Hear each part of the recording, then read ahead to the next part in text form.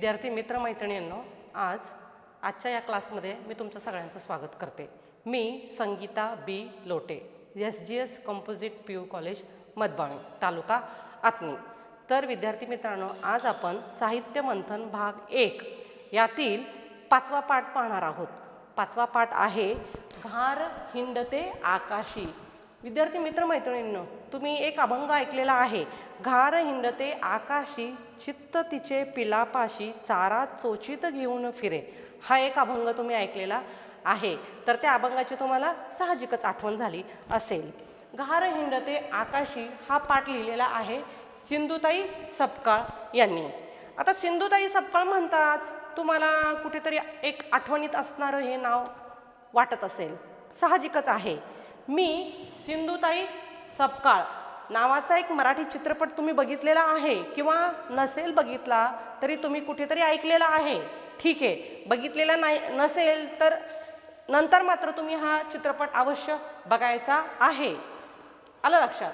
तर सिंधुताई सपकाळ यांनी ममता बाल सदन नावाची एक संस्था स्थापन केलेली आहे।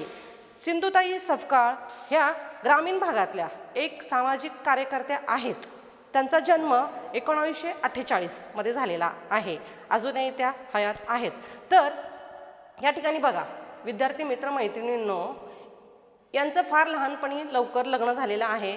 शिक्षण अर्धवट सोडावं लागलं। शिकायची इच्छा होती पण आईवडिलांपुढे काही चाललं नाही। शेवटी लग्न झालं। लग्न झाल्यानंतर तरी आपण शिकावं अशी त्यांची इच्छा होती, पण दुर्दैवाने पतीने त्यांना टाकून दिलं। परित्यक्ता म्हणून जीवन जगावं लागलं। मग अशा परिस्थितीत बघा, आईवडिलांकडे जावं तर त्यांची परिस्थिती कशी आहे? अत्यंत हालाकीची आहे। तिथेही आपल्याला जीवन कंठणं सहज शक्य नाही आहे आणि नवऱ्याने तर टाकून दिलेलेच आहे। मग अशा परिस्थितीमध्ये एक बाई काय करू शकते? बघा, ती स्वतः निराधार झालेली आहे। ती बाई काय करू शकते? तर ती बाई काय करू शकते याचं एक उत्तम उदाहरण म्हणजे सिंधुताई सपकाळ ह्या होय। तर एक निराधार झालेली बाई, ती बाई ममता बाल सदन नावाची एक संस्था स्थापन करून हजारो अनाथ मुलांना ती आधार देते। हजारो अनाथ मुलं जे निराधार आहे त्या निराधार मुलांना ही बाई आश्रय देते। त्यांची माई होते, त्यांची आई होते। मदर टेरेसा हे नाव तुम्ही सगळ्यांनीच ऐकलेलं आहे। तर मदर टेरेसा यांनी जे सामाजिक कार्य केलेलं आहे तेच सामाजिक कार्य सिंधुताई सपकाळ यांनीही केलेलं आहे। तर त्यांच्या ह्या कार्याचा आढावा आपल्याला ह्या पिक्चरमध्ये बघायला मिळतो। तुम्ही अवश्य हा पिक्चर बघा। मी वनवासी हे त्यांचं आत्मचरित्र आहे। याशिवाय अहिल्याबाई होळकर, सावित्रीबाई फुले असे अनेक सन्मानाचे पुरस्कार त्यांना मिळालेले आहेत। याशिवाय त्यांना अमेरिका आणि इंग्लंडला जाण्याची संधी मिळाली। इंग्लंडला ज्यावेळेस त्या गेल्या त्यावेळेस तिथे जे जे त्यांना अनुभव आले, तिथली व्यक्ती, तिथलं वातावरण, तिथलं गाव, तिथली श्रद्धा, ह्या सगळ्या गोष्टी त्यांनी आपल्याला घार हिंडते आकाशी ह्या प्रवास वर्णनामध्ये टिपलेल्या आहेत। अत्यंत सुंदर। जसं काही आपण हा पाठ वाचत असताना आपण स्वतः तिथे लंडनला गेलेलो आहोत की काय, इतकं सुंदर पद्धतीने त्यांनी लिहिलेलं आहे। तर त्यांनी 22 सप्टेंबर ते 26 सप्टेंबर एकूण 5 दिवस त्या तिथे राहतात। त्या 5 दिवसाचा जो त्यांना अनुभव आलेला आहे तो अनुभव त्यांनी दैनंदिनीच्या रूपामध्ये या ठिकाणी आपल्याला मांडलेला आहे किंवा आपल्याला इथे बघायला मिळतोय। तर आपण सुरुवात करूया। घार हिंडते आकाशी। गुरुवार 22 सप्टेंबर, गुरुवारी 22 सप्टेंबर या दिवशी सिंधुताई सपकाळ त्या ठिकाणी गेलेल्या आहेत, लंडनला गेलेल्या आहेत। त्या दिवसाचा जो त्यांना अनुभव आलेला आहे तो अनुभव त्या ठिकाणी त्यांनी शब्दबद्ध केलेला आहे। बघा, हिथ्रो विमानतळावर पहिले पाऊल टाकले आणि एका बलाढ्य राष्ट्रावर आपण उतरत आहोत याची जाणीव झाली। ज्यांनी आपल्यावर 150 वर्ष राज्य केलं तिथे पोहोचलो। या ठिकाणी सिंधुताई काय म्हणताय की हिथ्रो विमानतळावर त्या गेल्या। हिथ्रो म्हणजे हे एक ठिकाण, हे एक गाव आहे। हिथ्रो लंडनमधील एक ते शहर आहे। जसं आपल्याकडे अनेक वेगवेगळी शहरं आहेत, त्या शहरांची नावं आहे, आपल्याला आपल्याकडच्या शहरांची नावं माहिती आहे। तसं हिथ्रो हे तिथलं एक शहर आहे। तिथलं शहराचं ते एक नाव आहे. तर त्या ठिकाणी त्या गेल्या आणि तिथे गेल्यानंतर त्यांना काय वाटलं की 150 वर्ष ह्या लोकांनी आपल्यावर राज्य केलं, आज त्यांच्या देशामध्ये मी गेलेली आहे. 8 तासांचा प्रवास, सारं कसं वेगळं आगळं. खिडकीतून जेव्हा डोकावलं तेव्हा आकाश पाताळ कुठेतरी एक झाल्यागत वाटलं.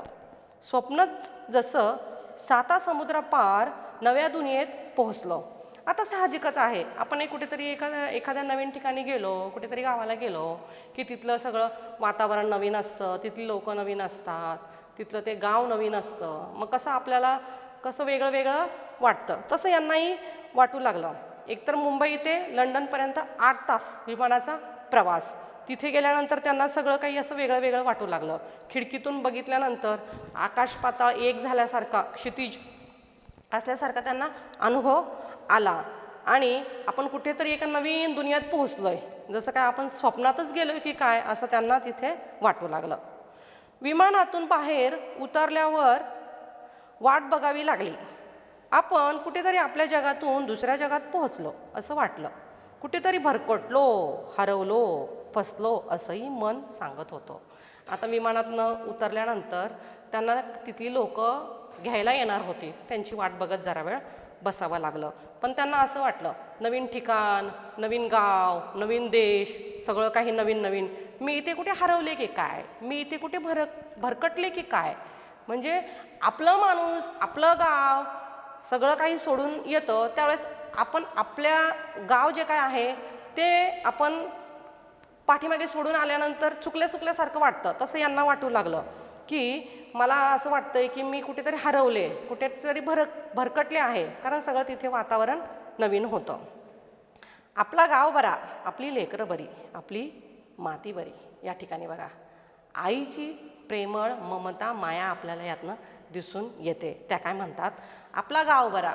कधी पण बघा आपल्याला गावाला जायचं असेल तर एक उत्साह असतो, मला गावाला जायचं आहे, मला गावाला जायचं आहे. मग तिथे गेल्यानंतर 4 दिवस राहिल्यानंतर कधीही एकदाचं आपण आपल्या घरी जातोय, आपण आपल्या लोकांमध्ये जातोय. आपलेपणाची जी एक हुरहुर असते ती हुरहुर लगेचच आपल्याला लागते. तसं यांना वाटायला लागलं की आपला गाव बरं, आपली लेकरं बरी आणि आपली माती बरी. भेटायचं होतं एवढ्या दूर पोटापाण्यासाठी आपली माणसं आलीत. त्याही दुनियेत त्यांनी स्वतःला जुळून घेतलं, स्पर्धेत टिकून राहिली. या ठिकाणी सिंधुताई सपकाळ काय म्हणतात, मला भेटायचं होतं कारण पोटापाण्यासाठी, पोट एवढं पोट असतं, पण ते पोट भरण्यासाठी मित्रांनो माणसांना फार कष्ट करावे लागतात. मग त्या कष्टासाठी आपलं गाव, आपली माणसं सगळं काही सोडून कुठे आपल्याला भाकरी मिळेल त्या ठिकाणी जावं लागतं.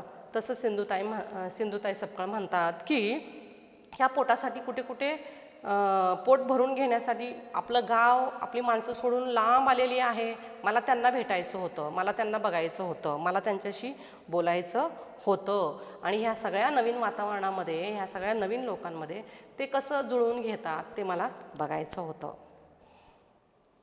स्पर्धेत टिकून राहिली, कारण बघा ही इथे एक जीवघेणी स्पर्धा आहे. त्या स्पर्धेमध्ये आपल्याला टिकून ठेवून आपल्या कुटुंबाचा उदरनिर्वाहाचं एक साधन निर्माण करणं आणि ही पोटाची खळगी आहे, ती पोटाची खळगी भरवणं ही तेवढी सोपी गोष्ट नाही आहे. विमानतळावरून हॉटेलात जाण्यासाठी वाट बघत बसलो. गोऱ्या साहेबांचं आणि तंग कपड्यातल्या साहेबिनींचं कौतुकही वाटलं. मग त्या विमानतळावर उतरल्यानंतर जी लोकं घ्यायला येणार होती ती पटकन लगेचच आली नाही. त्यामुळे तिथे त्यांना थोडंसं थांबावं लागलं. थोडंसं त्या थांबल्या, तिथे थोड्या वेळ त्या बसल्यानंतर त्यांनी तिथे निरीक्षण केलं की इथली लोकं कशी आहेत, रंगाने गोरी आहे, गोरे साहेब आणि एकदम तंग कपडे घातलेल्या तिथल्या स्त्रिया, त्या कसं काम करताय, त्यांचं काम करण्याची एक पद्धत बघून त्यांना कौतुकही वाटलं. म्हणतात ना, कुठे आपण जातो तिथं देश वेगळा असतो, तिथली वेशभूषा वेगळी असते, तिथली भाषा वेगळी असते. तसं तिथल्या लोकांचा जो रंग आहे तो रंग गोरा आणि तिथे त्यांची वेशभूषा आहे ती वेशभूषा आपल्या भारतीय वेशभूषेपेक्षा वेगळीच होती. दिवसभरात सारं पळत असतं. त्यांची लेकरं कुठे असतील, त्यांना कोण बघत असतील? ती जेवली का नाही? त्यांच्या वेगात त्यांची लेकरं कुठे कशी असतील? मनात प्रश्न आले जे संपत नव्हते. आता सिंधुताई ह्या आपल्या अनेक अनाथ मुलांना सोडून गेलेल्या होत्या. आई ही एक आई आहे, त्यामुळे आपल्या मुलांसाठी त्या तिथे गेलेल्या आहे. त्या मुलांना सोडून जरी गेलेल्या असल्या तरी मुलांची आठवण जी काय आहे ती त्यांना तिथे जाणवते. मग त्या काय म्हणतात बघा की इथे ज्या व्यक्ती काम करताय त्या इतक्या लगबगीने काम करताय, त्या इतक्या काम आहे, मग त्यांची चिल्ली पिल्ली मुलं कुठे असतील? त्यांना कोणी खाऊ पिऊ घातलं असेल? घरामध्ये त्यांच्याजवळ कोण आहे की नाही? म्हणजे आईचं मन आहे म्हटल्यानंतर या ठिकाणी आपल्या मुलांविषयीची एक काळजी आहे, आत्मीयता आहे, तळतळ आहे, ती यातनं दिसून येते. दिवसाची रात कधी झाली कळलं नाही. हे सगळं बघत बसत असताना कधी दिवस मावळला आणि रात्र झाली हे त्यांना कळलंच नाही. नवं जग सुरू झालं. प्रत्येक सेकंदाच्या काट्यावर विमानं उतरतच होती. आता तिथे आल्यानंतर दिवस मावळला, रात्र झाली आणि परत दुसरा दिवस उगवला आणि अनेक विमानं तिथे येत होती, जात होती. सगळं काही आपापल्या याच्यात लगबगीने तिथे चाललेलं होतं आणि ह्या ते सगळं बघत होत्या किंवा निरीक्षण करत होत्या. आता आपण इतक्यात बघितलं गुरुवार 22 सप्टेंबर. आता आपण बघणार आहोत शुक्रवार 23 सप्टेंबरचा हा दिवस. त्या दिवशी त्यांना तिथे काय अनुभव आले ते. या ब्रिटिशांच्या मनात आणि घरात शिरता आलं नाही. मग ते आपल्या मनात कसे काय बाई शिरले होते? या ठिकाणी सिंधुताई विचार करतात की बघा, हे ब्रिटिश लोक भारतावरती येऊन एकूण 150 वर्ष, किती इतिहासामध्ये आपण बघितलेलं आहे, ब्रिटिशांनी 150 वर्ष आपल्यावर राज्य केलेलं आहे आणि इथे आपण तिथे गेलोय पण त्यांच्या मनामध्ये आणि घरामध्ये आपल्याला जाता आलं नाही. तसं ही लोक आपल्या देशावर येऊन आपल्याला गुलाम बनवून 150 वर्ष त्यांनी राज्य केलंय. बघा, आपली जी भारतीय संस्कृती आहे ती भारतीय संस्कृती कशी आहे? अतिथी देवो भव. कुठलाही एखादा व्यक्ती बाहेरचा असू द्या, बाहेरच्या देशाचा असू द्या, कुठलाही एखादा व्यक्ती आपल्या घरी आला की आपण त्याचं एखाद्या देवाप्रमाणे त्याचं स्वागत करतो. आपली तशी संस्कृती आहे, म्हणजे त्यांना आपल्या संस्कृतीचा अभिमान पण आहे. अनेक प्रश्न त्यांच्या मनामध्ये निर्माण होत होते. हॉटेलात सारं वातावरण भारावून टाकणारं, कृत्रिम का होईना पण एक सौंदर्यदृष्टी त्यामागे होती. आता तिथे गेल्यानंतर त्यांना तिथे एका हॉटेलमध्ये थांबण्याची सोय केलेली होती. तिथे गेल्यानंतर त्या बघतात हॉटेलमधलं सगळं वातावरण कसं भारावून टाकणारं. जो तो आपापल्या कामामध्ये आहे, जो तो आपापल्या कामामध्ये इतका मग्न आहे की त्याला त्याच्या पलीकडे दुसरं जग आहे याची कल्पनाच नाही आहे. तो गुंग होऊन आपलं काम करतोय. सगळं काही त्यांना अगदी कृत्रिम वाटलं तरीसुद्धा त्याच्यामध्ये एक सौंदर्यदृष्टी त्याच्यामध्ये बघायला मिळाली. भल्या पहाटे आणि रात्री उशिरा एक म्हातारी इंग्रजी बाई दिसली. ती हॉटेलात नोकरीला होती का कुणास ठाऊक, पण मला तिच्याबद्दल कुतूहल वाटलं. तिथे हॉटेलमध्ये एक बाई यांना तिथे नोकरी करत असलेली दिसली. थोडीशी वयस्क होती, म्हातारी होती आणि ती तिथे काम करत होती. तिचं काम बघून यांना कुतूहल वाटलं. साफसफाईचं काम ती ज्या प्रकारे करीत होती ते मनात भरलं. कारण झाडू मारताना, सावरासावर करताना एका वेगात ती सारं करायची. बघा, ती जी एक आजी असते ती काम करत होती, साफसफाईचं काम करत होती. ते काम बघून ह्या प्रभावित झाल्या. कारण ती ज्या वेगामध्ये ते काम करत होती, ते काम करण्याची तिची एक पद्धत, कुठलंही काम असू द्या बघा, त्या कामामध्ये आपण आपल्याला झोकून टाकून ते जर काम केलं तर ते काम यशस्वी तर होतंच. ती जी आजी आहे साफसफाईचं काम करत असताना अशा पद्धतीने ते काम करत होती की ते काम तिची करण्याची जी एक लकब आहे किंवा ते काम करण्याची तिची एक पद्धत आहे, ती पद्धत यांना मोठी भावली किंवा आवडली. जणू जसा वेग तिच्या मागे लागलाय, घड्याळाशी तिची स्पर्धा जशी सुरू आहे. या ठिकाणी बघा सिंधुताई काय म्हणतात की ती ज्या वेगामध्ये काम करत होती जणू घड्याळाची आणि तिची स्पर्धा आहे. की माझं काम पटकन होतं की मी पुढे जातो. घड्याळाला वाटतंय मी कसा भरभर भरभर पुढे जातो आणि ही आजीबाई म्हणते मी कसं माझं काम भरभर भरभर संपवते. जणू काही एकमेकांशी त्यांची स्पर्धा आहे. इतक्या वेगामध्ये ती आजीबाई काम करत होती. एखादं दुःख विसरण्यासाठी कामात हरवून जाणं तिच्यात मला दिसलं. ह्या ठिकाणी सिंधुताई म्हणतात ती ज्या वेगामध्ये काम करत होती तिचा तो वेग बघितला, तिची ती काम करण्याची पद्धत बघितली तर मला असं वाटलं की तिला काहीतरी दुःख आहे आणि ती दुःख विसरून जाण्यासाठी तिने आपलं मन त्या कामामध्ये अडकवून ठेवलेलं आहे. बघा म्हणतात ना रिकामं मन हे एक सैतानाचं घर असतं. जर आपल्या मनामध्ये काहीतरी विचार चाललेले आहे, कधी चालतात जर आपण रिकामं बसलेलो असतो त्यावेळेस. आणि जर आपण आपल्याला कामामध्ये अडकून ठेवलं तर आपल्या मनामध्ये काहीही येत नाही. आपण त्या कामामध्ये इतकं गुंग होऊन जातो की आपल्या मनामध्ये नको ते विचारही येत नाही, काही येत नाही. तसं ह्या आजीबाईंनी काय केलेलं आहे, आपलं दुःख विसरण्यासाठी स्वतःला त्या कामामध्ये अडकून ठेवलेलं आहे. त्या बाईचं दुःख काय असेल, ती स्वतःला एवढं का गुंतवून ठेवते. तिला विचारावंसं वाटलं खरं, पण तिला संवाद साधायला वेळ तरी कुठे होता. बघा ह्या इथे सिंधुताई काय म्हणतात बघा, आपला मराठी माणूसच एक असा आहे, भारतीय संस्कृतीमध्ये वाढलेला ही एक व्यक्तीच अशी आहे की नेहमी आपण आपल्यापेक्षा दुसऱ्यांचा जास्त विचार करतो. कधी न बोलणाऱ्या व्यक्तींना आपण करतो, होय की नाही. कधी न बोलणारी व्यक्ती असली तरी तिलासुद्धा आपण करतो. बसमध्ये येत असताना आपण अनोळखी एखादी व्यक्ती आहे तिच्या शेजारी बसल्यानंतर मग आपण त्या व्यक्तीला विचारणार कुठे चाललात, कोणत्या गावाला चाललात, तिथे कोण आहे तुमचं, कशासाठी चाललात, काय काम काढलं, किती मुलं तुम्हाला, तुम्ही काय करताय, असे अनेक प्रश्न विचारून जसं काही त्यांच्याशी काय आपल्याला घरोबाच करायचा आहे की काय. पण आपण आपला जो काही प्रवास असतो तो प्रवासही आपण सुरळीत करतो, आपलाही प्रवास सुरळीत करतो, त्या व्यक्तीचाही प्रवास सुरळीत करतो आणि एक चांगली मैत्री निर्माण करतो. तसं यांनाही असं वाटलं की त्या आजीबाईंना विचारावं की काय वगैरे, त्यांचं नाव काय, गाव काय, काय काम करताय, किती मुलं, काय हे ते चौकशी करावं.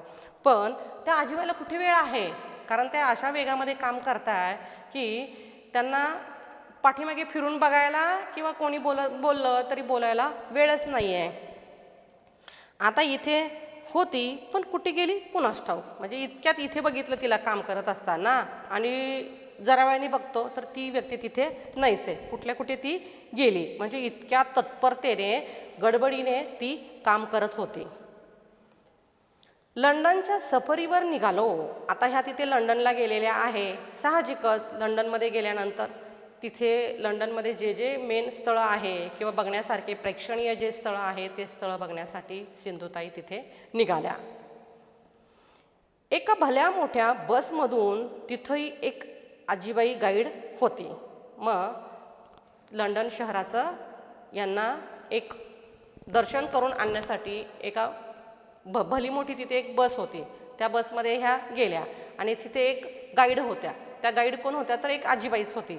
गाईड म्हणजे काय तर आपण एखादं प्रेक्षणीय स्थळ बघायला जातो, ते प्रेक्षणीय स्थळ आपल्यासाठी नवीन असतं, तर त्या प्रेक्षणीय स्थळाचा तिथे काहीतरी एक इतिहास असतो, एक माहिती असते. ती माहिती किंवा त्याची जी काही जडणघडण आहे त्याचा पूर्ण इतिहास सांगणारी जी व्यक्ती असते तिला गाईड असं म्हणतात. तर तिथे एक आजीबाई गाईड होत्या. ती आपल्या लंडन शहराचा तपशील देत होती, लंडन आणि मुंबईतलं साम्य सांगत होती. तर ह्या आजीबाई लंडन शहराविषयी सांगत होत्या. लंडन शहराविषयी सांगता सांगता तुमच्या मुंबईमध्ये हे आहे, तसं आमच्या लंडनमध्ये हे आहे, असं मुंबईचं आणि लंडनविषयी साम्य जे काय आहे ते सांगत होत्या. प्रत्येक वस्तूची ऐतिहासिक माहिती जणू तिला तोंडपाठ होती. सिंधुताई म्हणतात तिथल्या ज्या काही ऐतिहासिक वस्तू होत्या त्या ऐतिहासिक वस्तू, वास्तू या सगळ्या गोष्टींची माहिती जणू काय तिला तोंडपाठच होती, कारण तिचं ते कामच आहे. जे प्रेक्षणीय स्थळं आहे त्या प्रेक्षणीय स्थळांविषयी सगळं काही सांगणं. मग जे व्यक्ती येतील त्या सगळ्या व्यक्तींना तेच सांगायचं. आज मी गेले, उद्या तुम्ही जाणार, अगोदर सिंधुताई गेल्या आहे, त्यांना त्या व्यक्ती तेच सांगतात. त्यामुळे त्यांना ते सगळं तोंडपाठ असतं. आपल्या कामामध्ये त्या व्यक्ती तितक्या एक्सपर्ट असतात. आपण आपल्यासाठी जगतो, पण काही माणसं देशासाठी जगतात.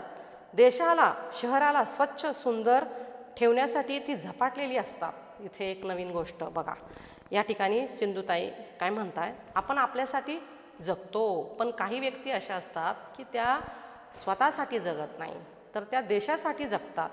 हा देश सुंदर करण्यासाठी त्या व्यक्ती झपाटलेल्या असतात किंवा देशासाठी ह्या व्यक्ती जगतात. जसं बघा, स्वातंत्र्यपूर्व काळामध्ये गांधीजी झाले, डॉक्टर बाबासाहेब आंबेडकर झाले किंवा पंडित जवाहरलाल नेहरू झाले, हे सुद्धा त्यांनी सुद्धा देशासाठी एवढं केलेलं आहे की आज आपण स्वातंत्र्यपूर्व काळ जो अनुभवतोय ते सगळं त्यांचीच देण आहे. ह्या व्यक्ती स्वतःसाठी, स्वतःच्या कुटुंबासाठी नाही जगल्या, देशासाठी जगल्या. संपूर्ण देश हेच एक आपलं कुटुंब असं त्यांनी मानलेलं आहे. अशा अनेक व्यक्ती आहेत की ज्या काही आपला देश सुंदर दिसावा किंवा आपल्या देशाला कोणीतरी छान म्हणावं यासाठी अनेक व्यक्ती झपाटलेल्या असतात. तशा व्यक्ती त्यांना तिथे बघायला मिळाल्या. दिवसभरातल्या लंडन प्रदर्शनात बरेच प्रश्न घुटमळत राहिले. तर तिथे हे बघितलं ते बघितलं असं अनेक ठिकाण बघितल्यानंतर त्यांच्या मनामध्ये अनेक वेगवेगळे प्रश्न निर्माण झाले किंवा घुटमळले. मेनाच्या पुतळ्याचं मादाम तुसाचं प्रदर्शन म्हणजे माणसं जिवंत करणारी कलाच. आता मादाम तुसा हे एक मेनाचे पुतळे, त्या ठिकाणी मेनाचे पुतळे आहे.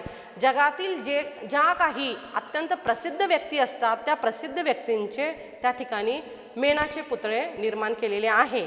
तर आपल्या भारतातील सुद्धा अनेक व्यक्ती आहे की अनेक व्यक्तींचे पुतळे त्या ठिकाणी निर्माण केलेले आहेत. मग सांगा, त्या अनेक व्यक्ती म्हणजे कोण आहे?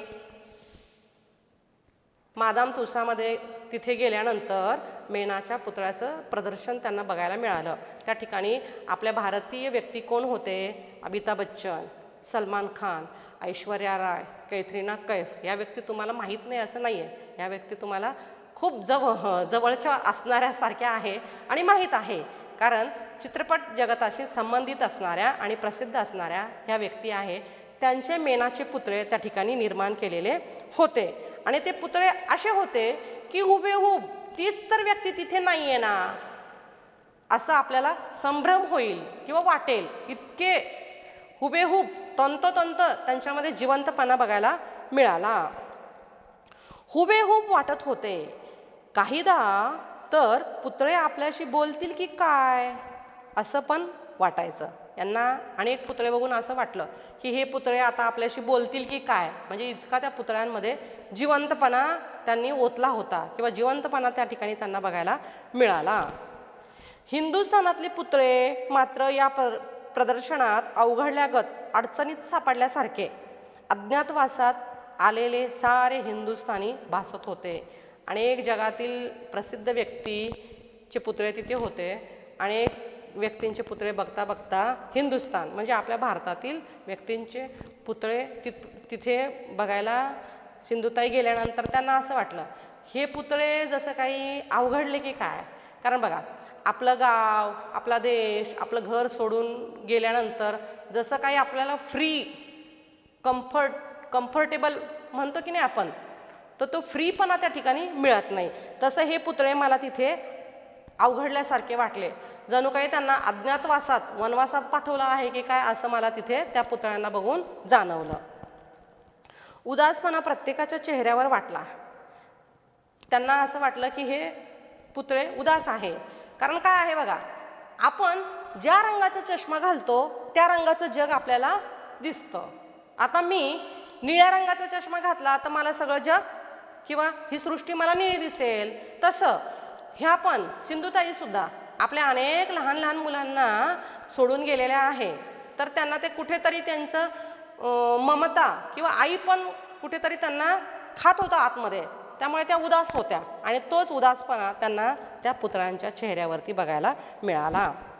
आम्हाला किती लांब आणलं, पुन्हा महाराष्ट्रात घेऊन चला. त्यांना असं वाटलं की हे पुतळे काय म्हणताय की आम्हाला तुम्ही किती लांब आणलंय, परत आम्हाला महाराष्ट्रात घेऊन चला, परत आम्हाला आमच्या गावाला नेऊन सोडा. 4 दिवस आपल्याला कुठे गावाला गेलो की आपल्याला तिथे 4 दिवस छान वाटतं. कोणाच्या घरी तरी घरी तुम्ही गावाला घरी गेलात गावाला जात असताना कोणाच्या तरी तुम्ही घरी गेलात, 4 दिवस तिथे तुमचं आगत स्वागत छान करतात, गोडधोड खाऊ पिऊ घालतात, 4 दिवस इकडे तिकडे हिंडणं फिरणं सगळं काही होतं आणि नंतर परत आपल्याला 4 दिवस छान हिंडणं फिरणं झाल्यानंतर 5व्या दिवशी मात्र आपल्याला आपल्या घराची ओढ किंवा आठवण येऊ लागते, आपल्याला आपल्या माणसांची ओढ लागते. तसं यांचं पण झालेलं. आमचा दम घुटमळतो असं अमिताभ आणि ऐश्वर्या बोलली असती. इथे सिंधुताई काय म्हणतात, जर त्या पुतळ्यांना बोलता आलं असतं तर अमिताभ बच्चन आणि ऐश्वर्या रॉय काय म्हटले असते की आम्हाला आमच्या महाराष्ट्रात घेऊन चला, आम्हाला आमच्या गावात घेऊन चला, इथे आमचा जीव घुटमळतो आहे.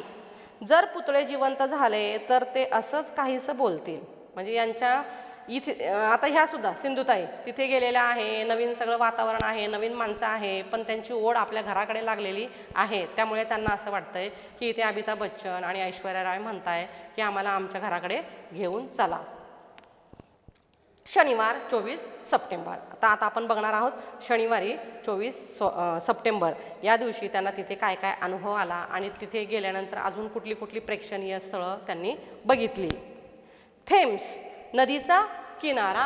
आता थेम्स ही नदी आहे. जसं आपल्याकडे गंगा आहे, गोदावरी आहे, कावेरी आहे, नर्मदा आहे, हे आपल्याकडच्या नद्या तुम्हाला सगळ्यांना तोंडपाठ आहे. पण तुम्ही म्हणणार मॅडम हे थेम्स काय आहे? थेम्स लंडनमधील एक नदी आहे. थेम्स नदीचा किनारा, त्याभोवती हे शहर जसं गुरफटलं आहे. थेम्स नदी आहे आणि लंडन शहर त्या नदीच्या आजूबाजूला वाढलेलं आहे. आमची मुठा पंचगंगाही आठवली. तसंच सिंधुताईंना सुद्धा बघा, ती थेम्स नदी बघितल्यानंतर त्यांनी आपल्याकडे ज्या नद्या बघितलेल्या आहे, मुठा, गंगा, ह्या नद्या त्यांना तिथे आठवल्या. आमच्या नद्या, त्या भोवतीची देवस्थानं, तिथली श्रद्धा सारं आठवलं. गावची दुःख, आपल्यासोबत वाहून नेणाऱ्या आपल्या पवित्र नद्या. आता तिथे गेल्यानंतर बघा, आपल्याकडे नदी म्हटली की नदीच्या किनारी अनेक शेती असतात, हिरवगार शेत बघायला मिळतं, कुठेतरी एक मंदिर बघायला मिळतं. त्या मंदिरामध्ये अनेक भाविक तिथे गेलेले असतात. एक श्रद्धास्थान. नदीची सुद्धा आपण पूजा करतो, नदीला सुद्धा आपण देवी मानून नदीची सुद्धा पूजा करत असतो. तसं नदीकडे बघत असताना आपण एक श्रद्धेने आपण एका चांगल्या भावनेने नदीकडे बघतो. पण इथे नदीच्या काठावर सैर करायला बरं. खाणं, मौज मजा, नदीच्या पात्रावरून नजर फिरविली आणि लक्षात आलं की आजूबाजूला रान नाही. तसं बघा, आता आपल्याकडे एखाद्या गावातून नदी वाहते म्हटल्यानंतर ते गाव हिरवळीचं आहे, त्या गावामध्ये समृद्धता आहे, ते गाव श्रीमंत आहे हे आपण म्हणू शकतो. कारण नदी वाहते म्हटल्यानंतर त्या गावात पाणी आहे आणि त्या पाण्याचा उपयोग त्या तिथल्या शेतांना झालेला आहे आणि तिथल्या गावातील लोक श्रीमंत आहे, खाऊन पिऊन चांगली आहेत असं आपण समजतो. पण इथे बघा, इथे मात्र त्यांना तसं काही बघायला मिळालं नाही. इथे कडेला वगैरे कुठे रान नाही, काही नाही, पाखरं नाहीत, साऱ्या इमारती आणि करमणूक. इथे मात्र त्यांना कुठे रान बघायला मिळालं नाही, कुठे हिरवेगारपणा बघायला मिळाला नाही, कुठे पशु पक्षी किंवा रानपाखरं वगैरे असं काही बघायला मिळालं नाही. काही माणसं भेटली, बोलली, ओळख करून घेतली. आता तिथे गेल्यानंतर यांना आपल्याकडची अनेक माणसं तिथे पोट भरण्यासाठी गेलेली आहेत, नोकरी करण्यासाठी गेलेली आहे. त्या व्यक्ती यांना आल्या, यांना भेटल्या, यांच्याशी बोलल्या. माणसं सगळी चांगलीच असतात, पण मनामध्ये कुणाचं काय चाललंय हे कसं बाई सांगणार. अनेक व्यक्ती त्यांना तिथे गेल्यानंतर भेटल्या, बोलल्या, पण त्या म्हणतात की माणसं सगळी चांगलीच असतात, पण कुणाच्या मनात काय चाललेलं आहे हे मात्र सांगता येत नाही. म्हणतात की नाही, विज्ञान कितीही पुढे गेलं, अगदी समुद्राची खोली त्याने मापली, आकाशाची उंची त्यांनी मापली, तरीसुद्धा कुणाच्या मनात काय चाललेलं आहे हे अजूनपर्यंत विज्ञानाला ओळखता आलेलं नाही आहे. तसं यांनाही यांच्या मनामध्ये हा एक प्रश्न आला, सिंधुताईंच्या मनामध्ये, की कुणाच्या मनात काय चाललं आहे हे काही कळेना. कुठे माझ्या महाराष्ट्राची काळजी वाहणाऱ्या पवित्र नद्या आणि कुठे पर्यटकांचे चोचले पुरवणाऱ्या इथल्या नद्या. एका दिवसापुरतं इथं राहणं ठीक. त्यांना असं वाटलं, माझी जी नदी आहे त्या नद्या अनेक लोकांचं जीवन समृद्ध करतात आणि इथल्या नद्या पर्यटकांचे नुसता करमणूक करतात, पर्यटकांचे चोचले पुरवितात. इथे एका दिवसासाठी राहणं ठीक आहे, पण गावची ओढ सतावू लागली. आता तिथे गेल्या 2-3 दिवस तिथे त्या राहिल्या वगैरे, तिथलं खाणं पिणं हिंडणं फिरणं सगळं झालं. आता त्यांना आपल्या गावाची ओढ जाणवू लागली. आपली माणसं कुठे गर्दीत हरवत तर नाहीत ना, अशी चिंता वाटू लागली. थेम्स नदी शांत होती.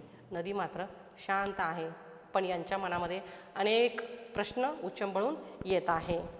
रविवार 25 सप्टेंबर. आता आपण बघूया रविवार 25 सप्टेंबर या दिवशी त्यांना तिथे काय काय अनुभव आलेला आहे आणि तिथे त्यांनी काय काय केलं. लंडन शहर विमानातून बघितलं, पण लंडन आयमधून बघितलं नाही. पुन्हा त्यात काय बघणार, म्हणजे विमानातून त्यांनी लंडन शहर बघितलं, पण लंडन आय म्हणजे काय आहे, तर लंडन शहराचं दृश्य दाखविणारा एक फिरता पाळणा असल्यासारखा आहे. तर त्यांनी त्याच्यातून बघितलं नाही, विमानातून बघितलं, तेच त्यांना बस झालं. मला माझा महाराष्ट्र आठवला, महाराष्ट्रातला शेतकरी आठवला, जन्म देऊन लेकरांना दूर लोटणारे आठवले. या ठिकाणी सिंधुताई म्हणतात, मला माझा महाराष्ट्र आठवला, माझ्या महाराष्ट्राचा शेतकरी आठवला. सगळ्या जगाला तो खाऊ घालणारा किंवा अन्न देणारा अन्नदाता आठवला. मुलांना जन्म देऊन दूर ढकलणारे, कारण ह्या अनाथ मुलांच्या ह्या माई आहेत. ममता बाल सदन नावाची संस्था त्यांनी स्थापन केलेली आहे. ह्या ममता बाल सदनमध्ये अनेक अनाथ मुलं आहेत. ते सगळे त्यांना आठवले. कष्टकरी आठवला, घोटभर पाण्यासाठी तडफडणारा दुष्काळ आठवला. आपल्याकडे अनेक ठिकाणी दुष्काळ आलेला असतो, अनेक ठिकाणी ओला दुष्काळ आहे, अनेक ठिकाणी कोरडा दुष्काळ आहे. म्हणजे तिथे गेल्यानंतर अगदी मौज मजेमध्ये त्या आपल्या गावाला विसरलेल्या नाही आहे, आपल्या माणसांना विसरलेल्या नाही आहे. सगळ्यात महत्त्वाचं म्हणजे बघा, आपल्याला छान राहायला, छान कपडे घालायला मिळाले आहे, छान खायला मिळालेलं आहे. मग अशा वेळेस आपण किती मौज मजेत राहिलं पाहिजे, पण त्या ठिकाणी त्या मौज मजेत नव्हत्या. तिथे सगळं छान छान असताना सुद्धा त्यांना आपल्याकडचे लोक आठवत होते. माझ्या मुलांना खायला मिळाले की नाही, प्यायला मिळाले की नाही, माझा शेतकरी, माझं गाव, हे सगळं त्यांना तिथे आठवत होतं. डोळ्यांसमोर लंडनचे सौंदर्य होतं, इतिहास होता, दगडी टोलेजंग वास्तू होत्या, पण मनात माझा महाराष्ट्रच होता. म्हणजे डोळ्यासमोर तिथे मोठमोठ्या बिल्डिंगी, तिथला सगळ्या इतिहास हे ते सगळं होतं, पण त्यांच्या मनामध्ये आपल्या मुलाविषयी जी एक कळकळ असते, एक तळमळ असते, ती तळमळ त्यांना बघायला मिळाली. आई बघा, आई अनायासेने किंवा अनिवार्य असतं तिला आपल्या लहान मुलांना घरी सोडून कामावर जाणं. ती कामावर जाते, आपलं काम तितक्याच तत्परतेने करते, तितक्याच समर्थतेने करते, पण तरीसुद्धा तिच्या मनामध्ये आपल्या बाळाची जी एक आठवण आहे, माझं बाळ झोपलं आहे की काय, माझ्या बाळाला कोणी खाऊ घातलं की काय, खाऊ घातले की नाही, माझं बाळ आता काय करत असेल, उठलं तर त्याला कोण बघेल. म्हणजे जी काही त्याची आस्था आहे किंवा त्याची एक माया आहे, ती माया मनामध्ये नेहमी जागीच असते.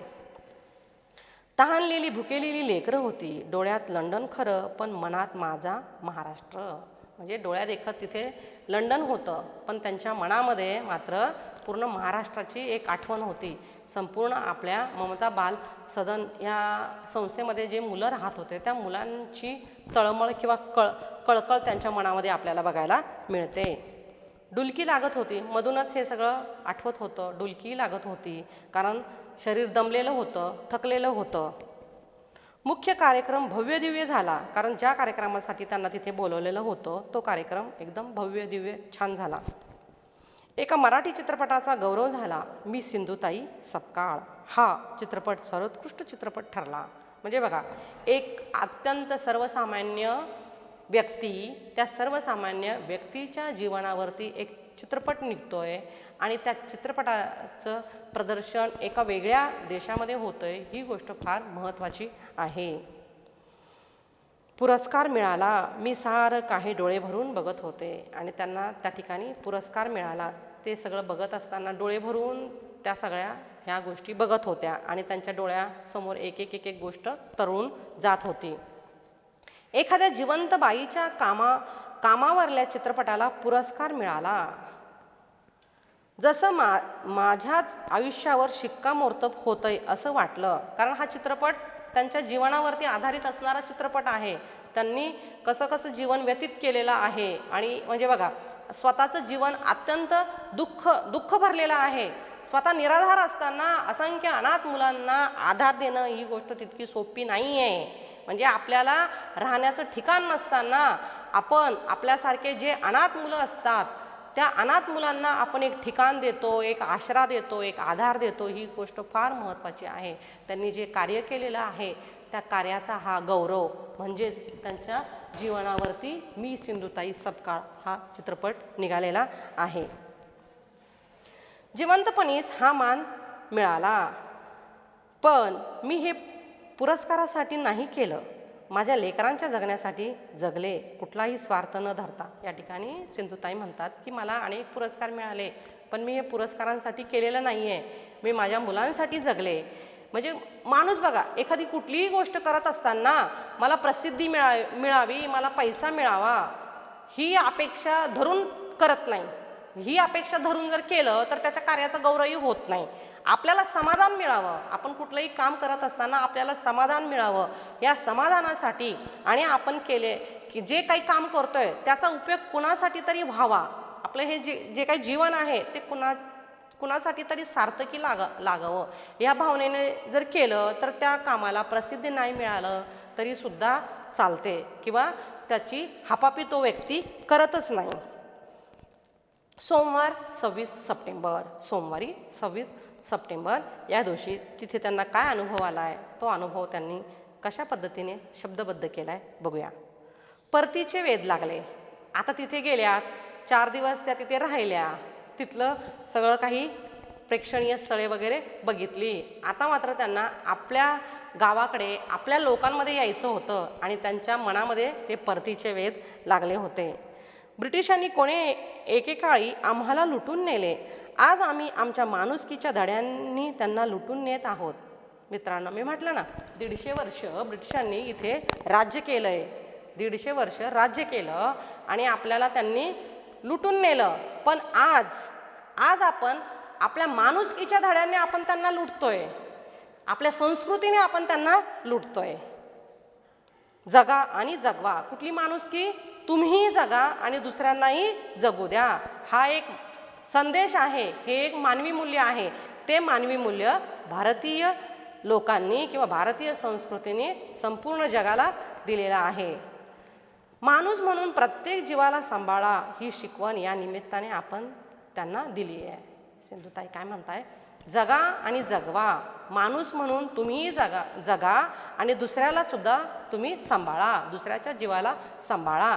आपल्याला जसं जगण्याचा अधिकार आहे तसं दुसऱ्याला सुद्धा जगण्याचा अधिकार आहे. तो अधिकार त्याच्यापासून हिरावून घेऊ नका. लंडनची नशा उतरली. लंडनला गेल्यात, बघितलं सगळं काही छान छान छान वाटलं, पण आता मात्र आपल्या गावाची ओढ लागल्यानंतर जी एक नशा होती, ती नशा किंवा एक धुंदी होती, ती उतरली. माझी लेकरं मला बोलावताना दिसली, भाषण नाही तर राशन नाही. आता गेल्यात 4 दिवस झाले, 5 दिवस झाले. इथे आल्यानंतर त्यांना आता आपली मुलं, आपल्या मुलांसाठी काहीतरी केलं पाहिजे, धडपड केलं पाहिजे, कुठेतरी गेलं पाहिजे. त्यांना ममता बाल सदन ह्या संस्थेविषयी सांगितलं पाहिजे. मी अनाथ मुलांसाठी एक संस्था काढलेली आहे, मग तिथे गेल्यानंतर सांगितलं पाहिजे, मग तिथे गेल्यानंतर भाषण दिलं पाहिजे. मग त्याशिवाय आपलं हे चालत नाही. मग ते काहीतरी देणगी देतात, त्याच्यावरती ह्या मुलांचं पोटपाणी वगैरे चालत असतं. त्यामुळे बघा त्या काय म्हणतात, अशी आपली अवस्था, शेकडो पोरं माई कुठे म्हणून रित्यापोटी विचारत असतील. भुक्याल्यापोटी रित्यापोटी माझी मुलं विचारत असतील की माई कुठे आहे. ही चिंता घर करीत होती. एकदाचं मुंबई विमानतळ आलं आणि मुंबई विमानतळावर अजून त्या उतरलेल्या नव्हत्या, पण मनामध्ये असे अनेक विचार होते की माझी मुलं विचारत असतील माई कुठे गेल्या, माई कुठे गेल्या. आणि असं विचार करता करताच विमानतळ आलं. माझ्या 9वारी साडीचा पदर पुढे करून लेकराची पोटं भरण्यासाठी पुन्हा भिक्षा मागायला मी तयार आहे. बघा, एवढ्या मोठ्या लंडन शहरामध्ये जाऊन ह्या आलेल्या आहे. आल्या मात्र त्यांना आपल्या मुलांसाठी परत अगोदर होत्या तसंच परत करायचं आहे. सगळ्या ठिकाणी हिंडायचं आहे, फिरायचं आहे आणि आपल्या मुलांची पोटं भरायची आहे. आपल्या मुलांचा जो पोटापाण्याचा प्रश्न आहे तो प्रश्न सोडवायचा आहे. आपल्या माणसाकडे निघावं लागणार आहे, हक्कानं बोलावं लागणार आहे. वसई, ठाणे, टिटवाळा, सोलापूर भेटी पक्क्या झाल्या. म्हणजे आज हे गाव, उद्या ते गाव, या ठिकाणी जायचं, त्या ठिकाणी जायचं आणि सगळ्यांकडनं आपल्या ह्या मुलांसाठी उदरनिर्वाहाचं एक साधन उपलब्ध करून आणायचं. म्हणजे तिथे गेल्यानंतर एक लंडन शहर, म्हणजे लंडन शहराची जी नशा होती ती नशा त्यांच्यावर चढलीच नव्हती, तर उतरण्याचा प्रश्नच नाही. आल्या तिथे जात असताना यांच्या मनामध्ये आपल्या सगळ्या मुलांविषयी कळकळ होती, तळमळ होती, मुलांची आस्था होती आणि आल्यानंतर पण त्यांच्या मनामध्ये तेच आहे. मग आज वसईला जायचं, उद्या मुंबईला जायचं, परवा टिटवाळ्याला जायचं, असं त्यांचा जो एक प्लॅन होता तो प्लॅन ठरवून त्या ठिकाणी ह्या निघाल्या. घार हिंडते आकाशी, चित्त तिचं पिल्लांपाशी, असं माझं झालंय. म्हणजे बघा, आई कुठेही गेली तरी तिचं घर पण मात्र घरात असतं. तिची मुलं, तिची चिल्लीपिली जे काही मुलं आहे त्या मुलांकडे तिचं सगळं लक्ष असतं. जगाच्या पाठीवर कुठेही असली तरी माई म्हणून हाक कुणी तरी मारली आहे, कुणाला तरी माझी गरज आहे असं सतत वाटतं. ह्या कुठेही गेल्या तरी कोणीतरी मला माई ही प्रेमाची हाक देत आहे आणि खरंच माझी कुणाला तरी गरज तर नाही आहे ना, हे पाठीमागे वळून त्या बघताय. आवाज कानात घुमतोय, म्हणजे माई माई माई हा आवाज त्यांच्या कानामध्ये घुमतोय. कारण असे अनेक अनाथ मुलं आपल्याला बघायला मिळतात. अशा अनाथ मुलांच्या ह्या एकमेव आधार आणि माझी कुणाला गरज तर नाही आहे ना, हे शोधण्यासाठी त्या निघाल्या. लेकरा मी आले, माई ह्या हाकेला आवाज देत त्या काय उत्तर देत आहे, लेकरा मी आले. अशा पद्धतीने आज आपण घार हिंडते आकाशी, चित्त तिचे पिल्लापाशी, अत्यंत सुंदर, छान, लागवी असणारा हा आणि मनाला मोहून टाकणारा पाठ प्रवास वर्णन आहे. ते प्रवास वर्णन आज आपण पाहिलेलं आहे.